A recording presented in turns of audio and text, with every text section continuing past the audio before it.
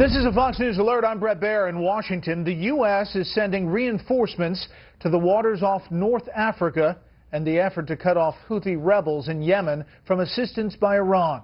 The move comes as Iran is once again sounding anything but cooperative in its nuclear negotiations with the West. Correspondent Kevin Corke is at the White House tonight.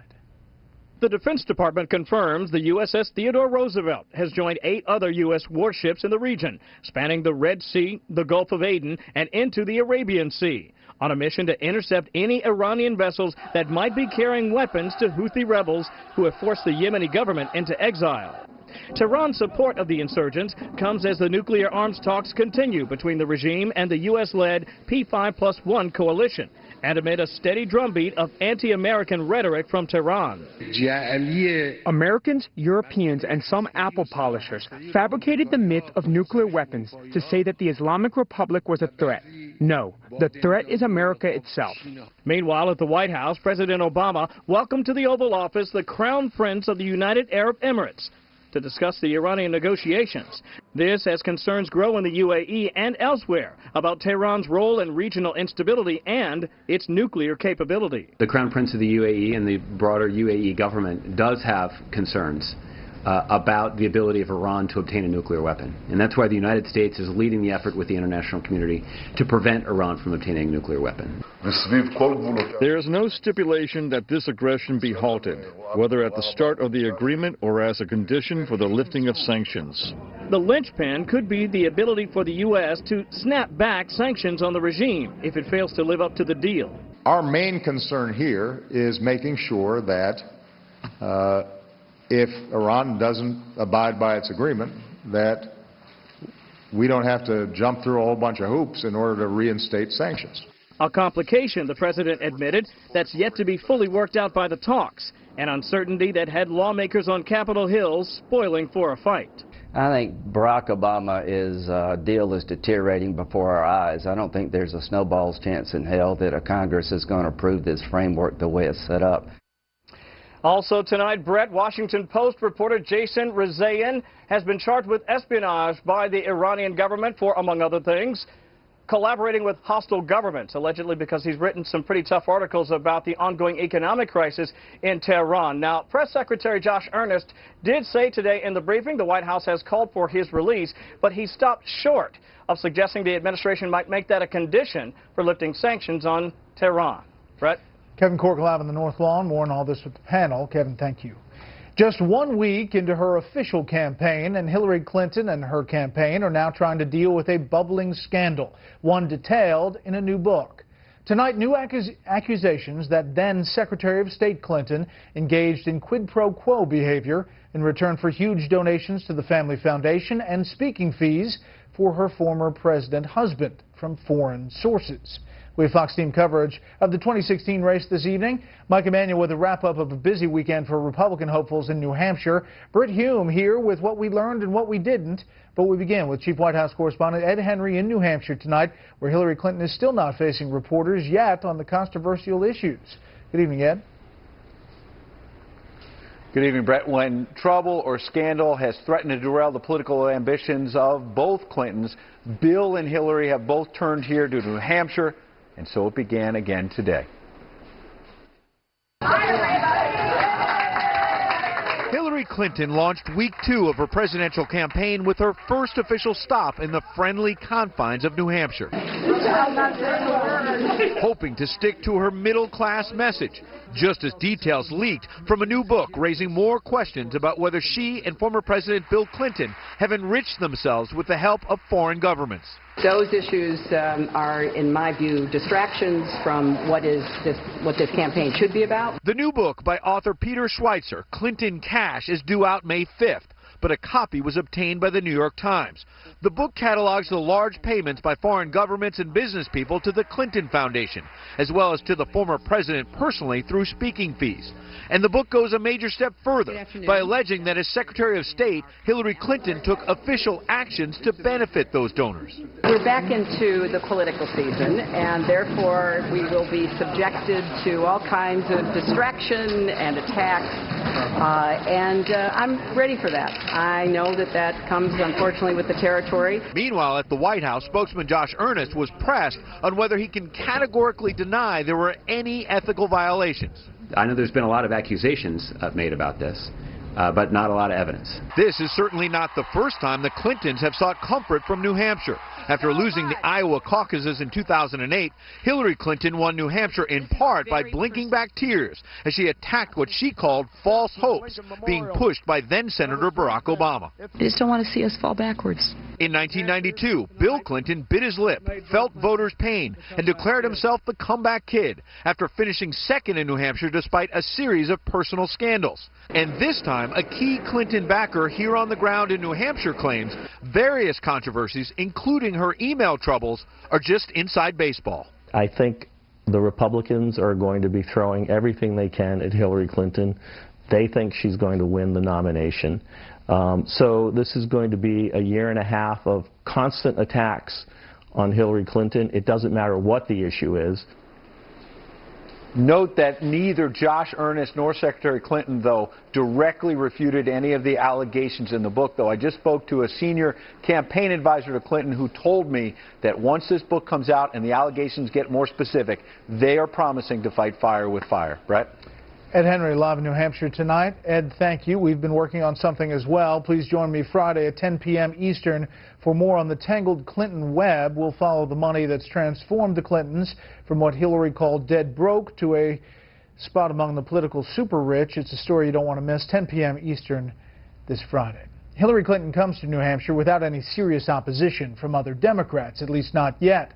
In contrast, most of the huge Republican field, or field to be, trolled for votes and momentum last weekend in New Hampshire. Senior political correspondent Mike Emanuel tells us what happened. At the First in the Nation summit in New Hampshire, 21 Republican potential presidential hopefuls made their pitch to Granite State voters. Wisconsin Governor Scott Walker made the case that he appeals to enough Republicans to win. That means Tea Party to establishment, from social conservative to libertarian. We would all, because what people want more than anything is they don't just want a fighter. They want someone who fights and wins. A crowded GOP field will require the candidates to find a way to stand out. Yet so far, their sharpest jabs are against the Democrat candidate and her campaign rollout. I'm starting to worry that when Hillary Clinton travels, there's going to need to be two planes, one for her and her entourage and one for her baggage. This listening tour is something out of North Korea.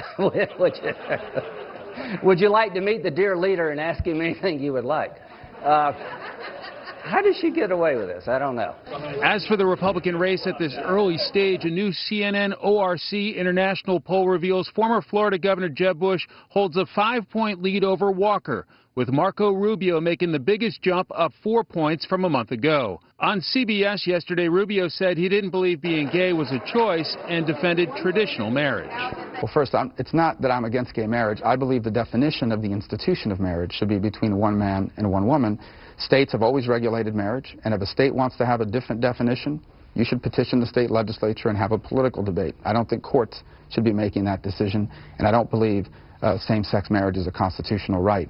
New Jersey Governor Chris Christie is expected to make a major push to win New Hampshire. Christie pitched means testing and boosting retirement age to 69 on entitlements, clearly hoping being blunt with voters will earn their respect. I would tell you, politicians who tell you they're going to be able to keep that promise without making any changes are telling you one of two things. Either they're telling you they're going to increase taxes in a way that will break the backs of the middle class in this country, or they're lying to you.